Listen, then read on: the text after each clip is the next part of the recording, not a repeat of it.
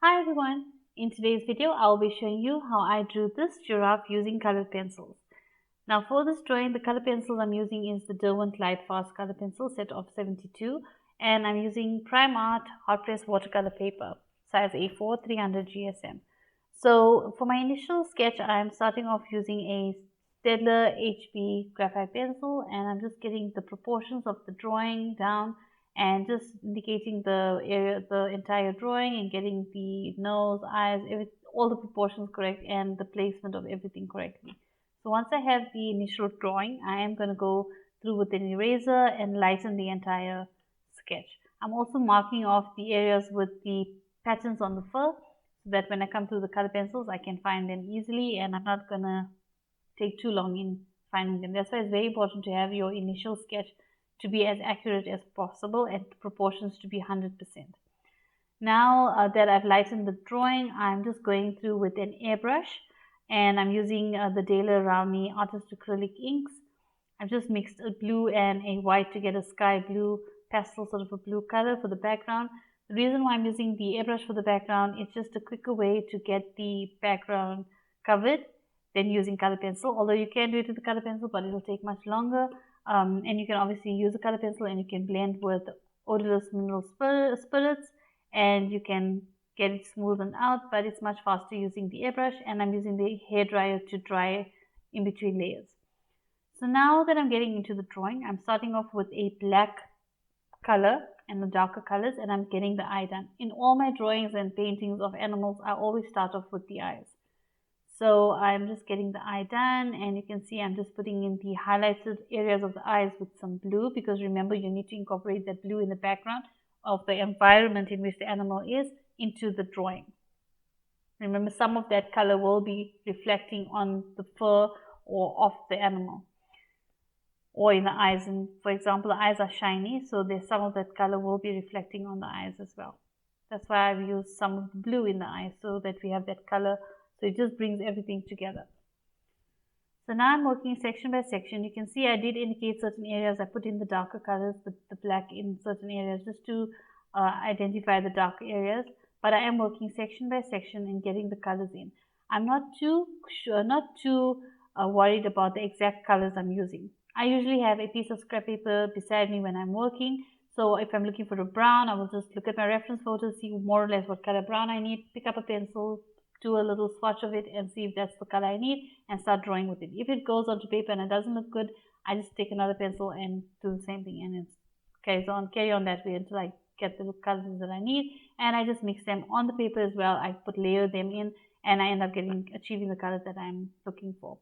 So you can see there I've used different color browns. I'm using from darker browns for the shadow areas, I'm using some reddish color browns, and I'm using some medium tone browns just to get the color of the giraffe in there and to get some variety in colors, as well as to define those shadow areas and the direction of the fur. Remember, when painting animals or drawing animals, you need to pay close attention to the direction of the fur.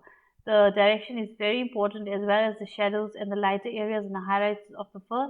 The reason being that that's what defines the structure of the animal's face or features of the face. In this case, it's the face, but even with the body, any drawing of an animal, if you want to define their bone structure, their muscle structure, you need to have the darker areas, which is your shadow areas and highlighted areas, as well as the fur direction 100% accurate in order to get it to look realistic, because that's what defines the face structure and the shape of the face and the shape of the muscles, and also the bone structure and also the muscles and the muscle structure. So you can see now I'm going through with the nose, and I'm just putting in the darker colors. I'm also using a light hand. I'm not pressing down too hard. Remember, you need to keep a light hand if you want more layers. If you press down too hard, you will flatten the tooth of the paper and you will not be able to get that many layers in when you are going to be adding layer after layer. Now I do use mineral spirits, odorless white mineral spirits to blend my color pencil, but you will see I just come through with it at the end of the video and I just touch up the entire drawing with it. If you still need to define some of those areas with the detailed fur, then you can go with the pencil over that again afterwards if it's necessary. but in this case I didn't find that necessary. I just softened some of the areas where the fur was looking very wiry. So you can see I went also with a very light hand, and I got in those hairs that are on the chin and around the nose. And I'm just going in with the darker pencil now and putting the hair on the back of his neck, and also getting in the patterns of his fur. So for this, I'm just going in with rough lines. I am going to go through with other colors over it, which is going to blend it to an extent. I'm also going to use a blending pencil just to get some of that blended in as well. So that's going to help a lot to soften up those wiry hairs of his fur.